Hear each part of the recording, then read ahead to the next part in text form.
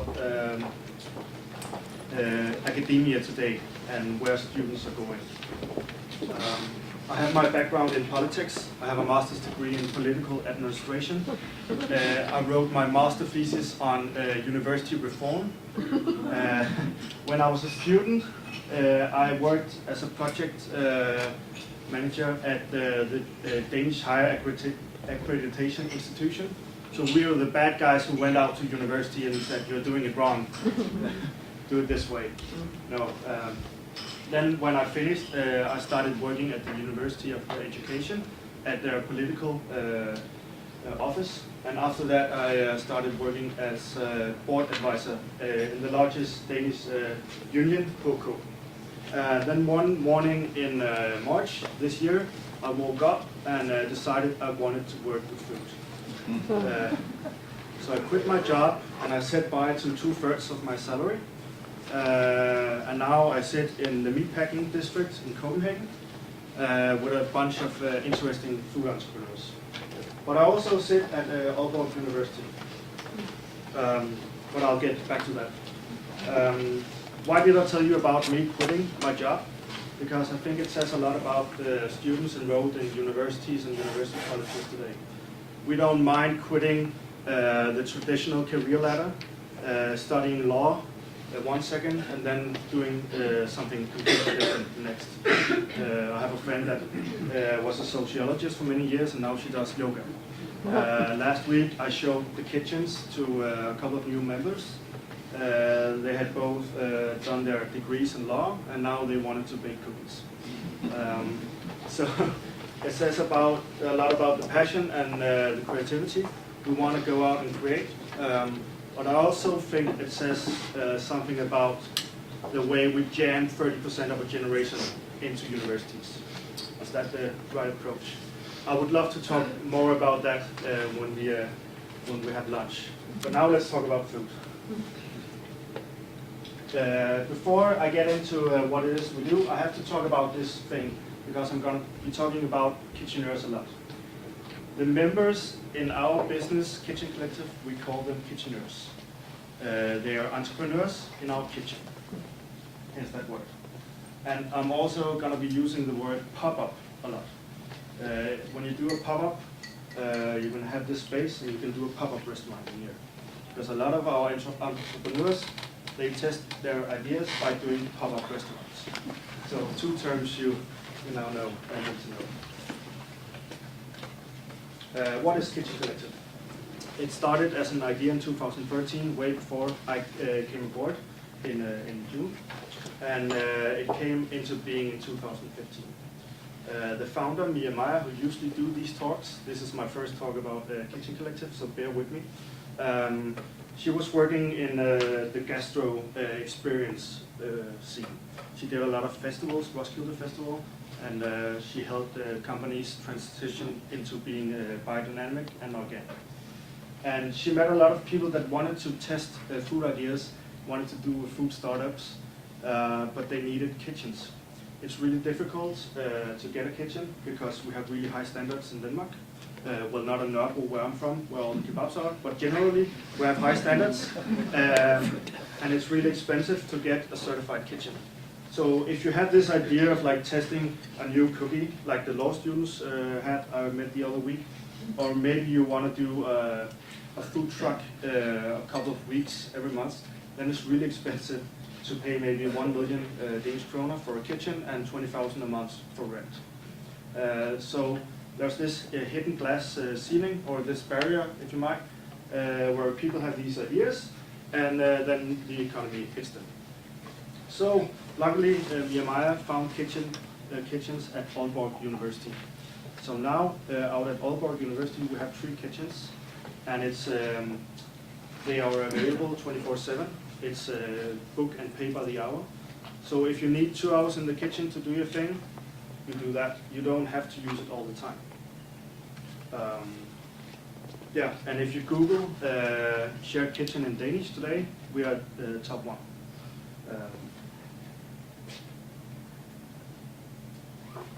Aalborg University, they took over the old Nokia building in Copenhagen back when Nokia in Denmark went south. And they had a bunch of kitchens out there, but they don't use them all the time. So we use the surplus capacity in these empty kitchens and rent them out on an hourly basis. And that's great fun. But it's also a lot more. Besides having shareable kitchens, we also make sure that the kitcheners have customers or have access to customers. So a couple of times a year we make street food festivals where all our members can go and sell their food to a bunch of people from Copenhagen and Aarhus, the second largest city in Denmark. This year in Copenhagen we had 50 plus street food vendors and 50,000 plus visitors going for the 3 days we had in Copenhagen, and it was a bit smaller in Aarhus, but still a great success. And it's a great way for our kitcheners to go out to market really easy and cheap and test the food and get instant feedback from hundreds of customers. And we also do events. And we have, as I mentioned earlier, in the meatpacking district, we have a thing called Copenhagen Food Space. It's a giant raw building, kind of cold, where we have like around 30 food startups, and we have like an event space in the bottom, where you can do your pop-up restaurants. So instead of having your own restaurant, you can rent this place a couple of times a year and experiment with your restaurant experience. It's also turned into an incubator. We now have the Greater Copenhagen Food Startup Incubator, where I think it's roughly 10 startups twice a year get to go in, have office space, get mentoring, and seed money. So we're really turning out a lot of great food entrepreneurs. So just to catch up, since 2015 we've been contacted by 300 plus people that want to be food entrepreneurs. We've had 120 users, 120 kitcheners through our kitchens using them. We currently have 65. I would say roughly 20 are active users. And a lot of them goes brick and mortar, which means they try being members for a year or so, and then they have great success, and then they go out and create their own restaurant, which is great for me because I did all the marketing when they were members, and once they do restaurants, I get to go there and eat for free all the time. We have 3 kitchen units in Copenhagen at Aalborg University. Thank you very much, Aalborg University. We have the event space in Copenhagen, and we have 1 street food festival in Copenhagen and 1 in Aarhus. And there is a need. 50% of our kitcheners says that the kitchens we have are their only opportunity. And I get contacted roughly 3 to 5 times every week by people calling me and say, hey, I found you guys on Google. I show the kitchens 1 or 2 times a week, and on average we get a new member every week. And they're usually there for a year, and then after a year they're like, this wasn't really a good idea, or this was way too hard work than I anticipated. A lot of the people from academia, they have this romantic idea of like buying a street food car and then going out to the street and selling tacos for 100 kroner a piece. But the weather isn't really that good in Denmark. So, and then we have all the guys that end up opening restaurants, or maybe become entrepreneurs in another field than food. It's really difficult to make money on food. The thing is, we see this trend of food startups and street food all over Denmark. It's become a big thing in Aarhus, in Aalborg, in Viborg, in Odense. It's really all over the place. So people need shareable kitchens. And funny enough, Kitchen Collective are the only ones doing what we're doing in whole of Europe. If you go to the States, we have 200 kitchen collectives. Well, not we, but there are 200 companies doing shareable kitchens in the States. Some of them have upwards of 20 kitchens in one building. Of course, it's much bigger over there. The weather is way better than in Denmark, so they have easier access to selling their food on the street. So all of you universities, you should start opening shareable kitchens right now, because there's a big need for it, and we could spread all over Europe and create a new street food gastro startup culture. Then I'm gonna be talking a little bit more about Kitchen Collective and our mantra. Our mantra is by staying open to ideas and the people behind them, we want to promote a diverse food culture. We don't care if you're not organic, not vegan, or not trendy. We welcome anybody because we believe in their passion and their ideas. That doesn't mean that if you want to go and be certified organic, we will help you.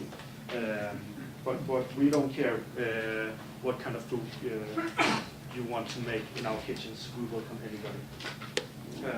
And roughly we have 3 different groups of the above mentioned 65 users. We have people that do catering, we have people that do street food, and then we have people that do product development. And I have 3 cases that are really good. The first one is Freebird. They are at Kødby Smadre Market. It's a meatpacking street food district. Really hip, really expensive. They are a really good case on getting to market quick. They came to us in July, became members, and then my colleague Rasmus said, hey, why don't you join us at the Street Food Festival? And they went to the Street Food Festival in August with their booth, and they ended up winning Most Original Street Food 2017 that year. They got instant feedback from roughly 500 customers in the 3 days. They sold out completely. They got booked to a bunch of catering gigs, and they made some money that they invested in their business. And now they're grown so trendy and big that some of the other food entrepreneurs in Copenhagen want to invest in. And also they make really, really good food. It's plant-based, not vegan. They say vegan is like saying the Voldemort. So they're like taking vegan and turning it into plant-based because it sounds not so hardcore. The food they make is probably the food I want to eat most when I'm hungover, and that says a lot. I'm not vegan, and they don't compare themselves to making plant-based food. They compare themselves to food. Patrick, the founder, says, I'm not going to convince people to eat more plant-based by hitting them in the head with a yoga mat and offering them a broccoli salad.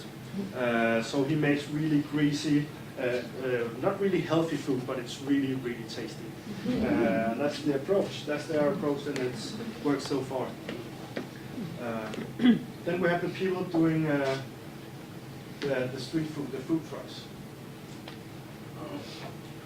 This is Lima by Mercedes. It's Mercedes holding the kit on the right. She's a trained chef and from Lima in Peru.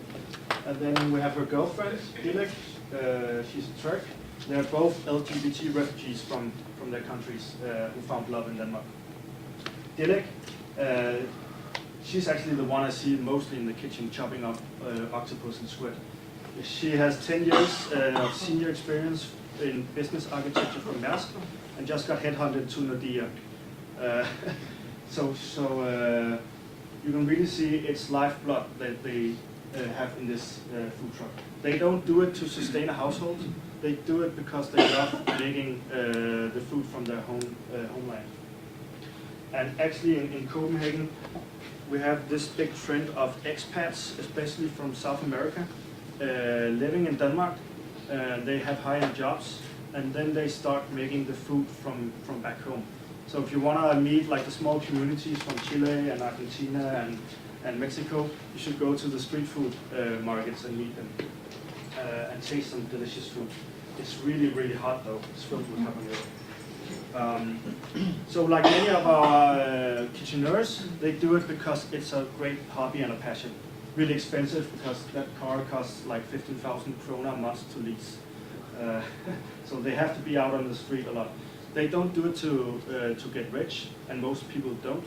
They just do it because they really love it. And of course, then we have all the guys like me that think it would be easy to have that car, and then they start leasing it, and it turns out they lose a lot of money because it's really hard work. Last but not least, we have the kitcheners that make products for supermarkets. On the picture you see the Dare Bites. It's chocolate bites with insect powder in it. You see, it's dried insects on the top. It's made by a company called Dare to Eat, one of the most innovative kitcheners we have. And they use insects as an alternative protein source instead of meat, for example. And they really tap into a trend right now of lowering CO2 emission and finding alternative and nutritious protein sources. We have a lot of people that do products for retailers, and the most common thing about them is that it's high-end products with really good quality, and it's handmade, and it's sold in the most expensive shops in Copenhagen. And it's not expensive because they want it to be, and it's not handmade because they want it to be handmade. It's because they have no other option. We don't have big machines, so they roll out the dough in hand, and then they cut it and put it into to really nicely designed boxes. So it's a really exclusive brand, and it's also expensive because they can't really buy it by the bulk, and also because insect powder is like really expensive. It's 1,000 Danish kroner per kilo.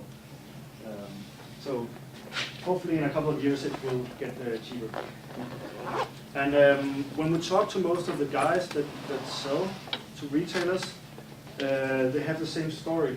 They just call them up and say, hey, we got this product, and then a couple of weeks later they're on the shelves, and then they stand in the shop like once every Friday and hand out tastes of the product.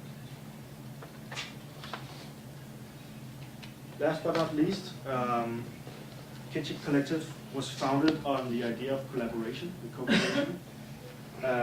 Luckily, we're out at Aalborg University, where they happen to have a master's degree in integrated food studies, and we've benefited tremendously from the students and the whole faculty and all the knowledge up there. The top 3 pictures are from a course we did in entrepreneurship, 5 ECTS, in September, where we were a part of it. The students have this course, and they learn about entrepreneurship, design, communication, marketing, all that.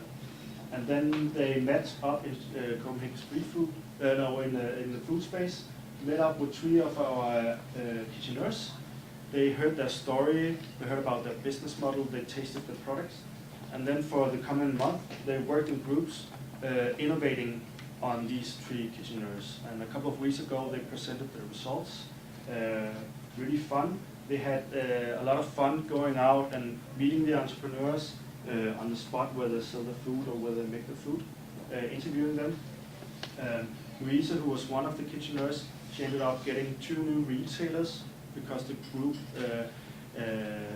data showed that she should go and sell her products at yoga centers in Copenhagen. And so she did, and that was a match. The guys on the right are Freebird, and together with the group got them into a restaurant in Copenhagen, where they are now able to do pop-up restaurants on a regular basis. So it really helped the 3 kitcheners. And I also think the students benefited a lot, because studying integrated food studies, most of them are food geeks and foodies, and being able to help food startups is a great pleasure. We also in October went to the small Danish island of Samsø to do a pop-up cocktail bar, and also to bring all of our products and introduce them to the people of Samsø, but also to meet local producers. Samsø has some of the greatest produce in all of Denmark, and collaborate with them. And the idea is in July, we'll go there for a whole month and do pop-up restaurants every day. So all of our members, all our kitcheners are able to go to Samsø and make restaurants and test their kitchen to a very specific audience, people that live on a small island and also hobby sailors. Actually, it also turned out that there's a really big community of people from Aarhus and Copenhagen that worked in academia and consulting and got really tired of all the stress. And then they moved to Samsø, and now they do yoga and freelance work. So yeah, really a nice island. And it was a great way for us to test our products on a completely new audience. When you live in Copenhagen, you kind of live in a bubble. Like if you go to Esbjerg, nobody wants to buy insect snacks for 70 kroner for a small bag. But in Copenhagen they do. So it's a great way to test your product on a completely different audience. Last but not least, my boss, she does talks regularly on Aalborg University. Right now she's doing one at Surs High School, teaching entrepreneurship. And also, besides the access to kitchens, entrepreneurs also get access to the network of peers. So every 2 months we hold networking nights. Last time I did a networking night on co-creation, where they had to come up with ideas mixing their businesses. We got some interesting ideas out of it. We have Bueno Coffee, the guy on the left. He's on an entrepreneurship green card from Colombia, and he does really good coffee. And then we have Jacqueline. She's handing out Moringa latte. Moringa is like a superfood from the Philippines, and they found out that they could use some of each other's products, and they are now developing like a face mask, which is really nutritious, and they're thinking about that you should be able to eat it.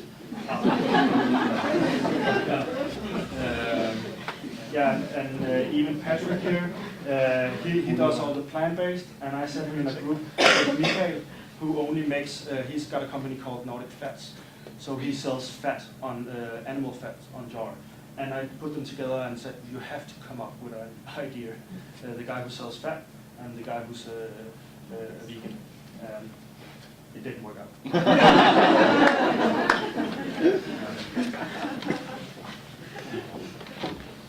Last but not least, we've had a lot of students coming through. Right now we have an intern from Aalborg University. We have some from various university colleges helping with all the events.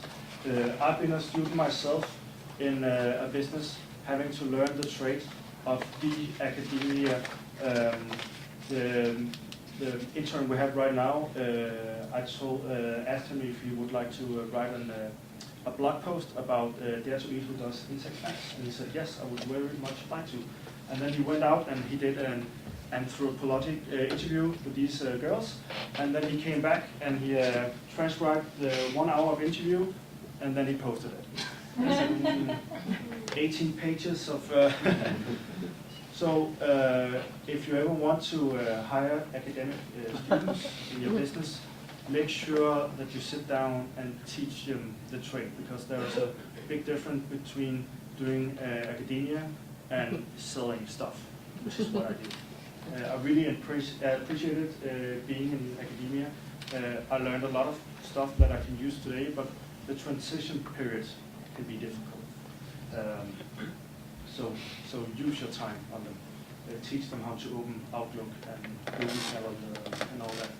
But you can get a lot of great insights from hiring in students.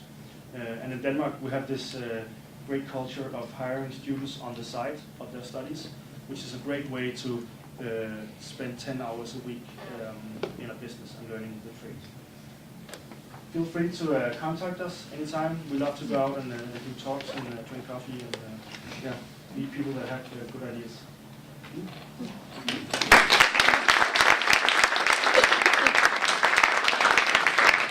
That's my question. You will shortly meet you again in the panel, unless there is any short clarifying question at the moment.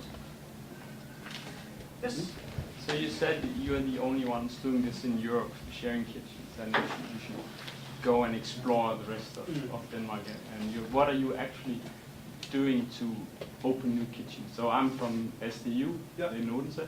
We don't have this. We have talked about that this is something that's needed.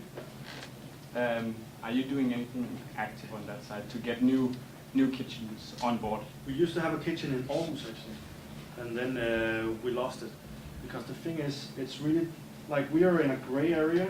We're a commercial business, but if we wanted to like have our own kitchen, open it tomorrow, it would cost a lot of money, and the pay by the hour, the price for the kitcheners per hour would explode. So we have this knowledge bridge with Aalborg University, where it's way cheaper for us to have the kitchens there. It's really difficult to get people on board and find the places that want to share the kitchens.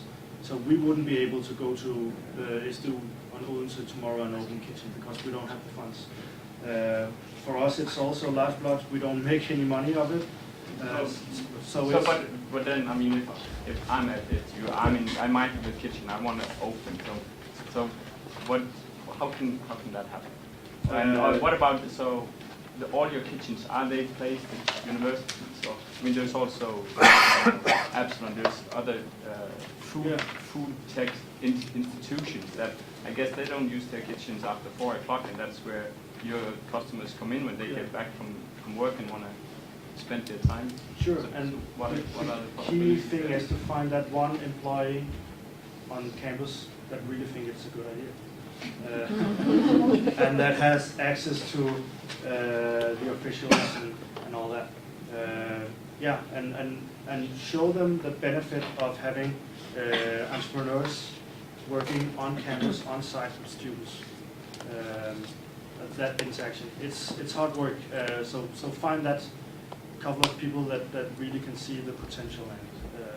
Because if you just go in and kick in the door and says, the kitchen down here is empty, let's use it, they will start to freak out because they're like, it's not in my contract, it's not on my to-do list, and you guys know the universities and university college are under a lot of pressure.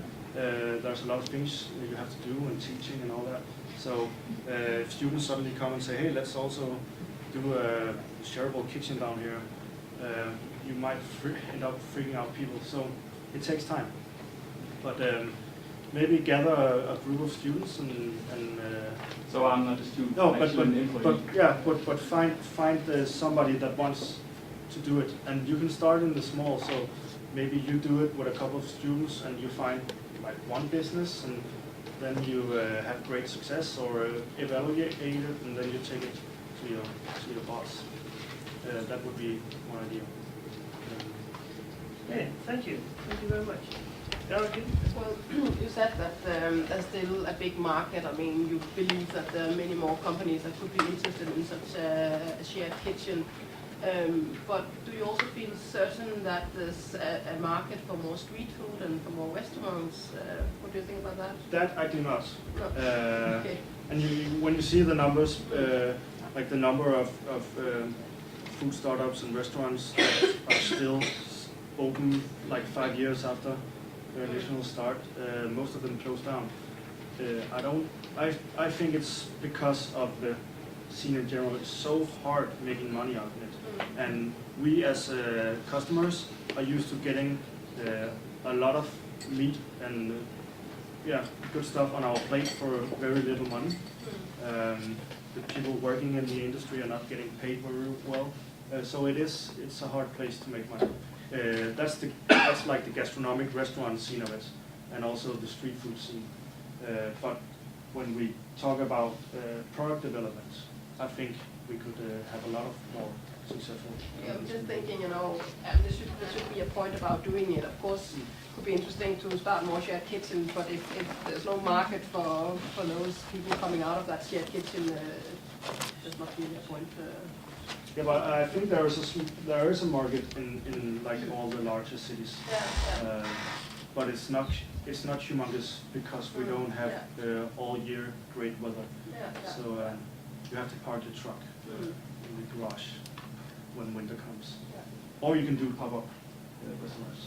But most of our members do it on the side. I would say 50% of our members do it on the side of the regular job, because they have this dream of doing something different. Okay, thank you very much. We'll get back to you just shortly with some more questions. So, before the next